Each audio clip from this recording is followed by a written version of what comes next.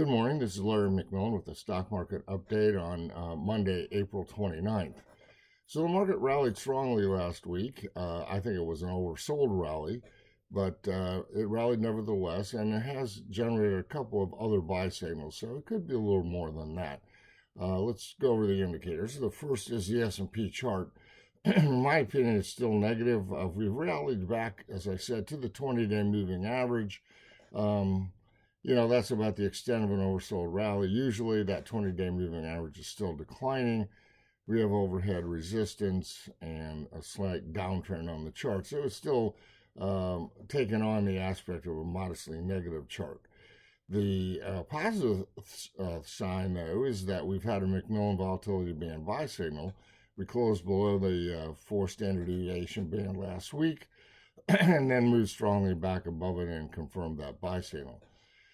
Equity-only put-call ratios remain on sell signals, though they were not really impressed with the rally last week, and they've continued to move higher, thus remaining bearish.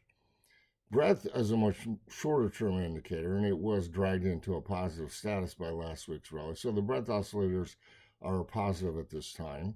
New highs and new lows on the New York Stock Exchange, that's a neutral indicator. We don't have, it's not giving us a signal one way or the other. To do that, it would have to generate 100 new highs or 100 new lows for 2 days in a row, and that hasn't happened. Even VIX is giving us mixed signals. We have a spike peak buy signal from the time that VIX spiked up a week ago Thursday and then spiked back down. But we also have a trend of VIX sell signal.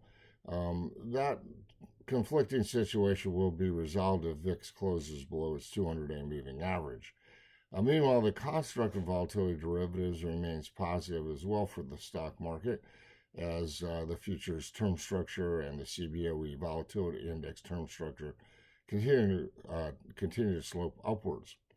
So overall, it's somewhat mixed. I'm still leaning a little bit to the bearish side right now because of the S&P chart and the equity-only put-call ratios, but we are trading all of these signals in our daily letters.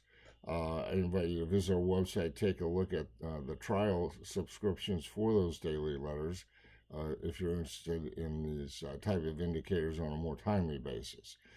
Meanwhile, have a great week trading.